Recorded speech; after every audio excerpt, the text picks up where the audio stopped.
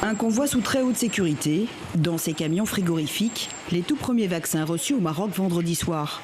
2 millions de doses escortées en urgence et à bonne température.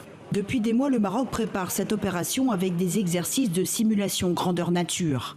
La chaîne du froid est primordiale, c'est le point sensible de cette vaccination de masse.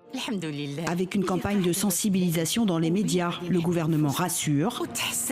Objectif, vacciner 25 millions de Marocains, dont la majorité serait ici déjà convaincue. Je suis sûr qu'il faut vraiment mettre fin à tout ça. Il y a eu beaucoup de morts, il y a eu beaucoup de tristesse.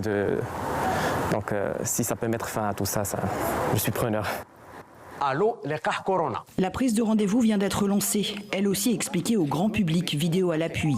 Appel, SMS, rendez-vous en ligne, en arabe et en français. Il faut assurer l'accès pour tous, partout, de la population rurale jusqu'aux résidents étrangers. Avec une dernière difficulté pour ce lancement de campagne, rassurer sur d'éventuels effets secondaires du vaccin. Le Maroc promet la transparence. Le comité scientifique de vaccination veille au grain.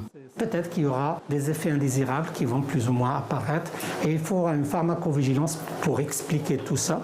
Et même au cas où on est obligé d'arrêter ou de retirer un vaccin, de le faire. Et donc cette pharmacovigilance est très très importante pour garder la confiance du public et l'implication de tout le monde dans cette vaccination de masse. La première vaccination de masse anti-Covid en Afrique, dont le Maroc n'est pas peu fier.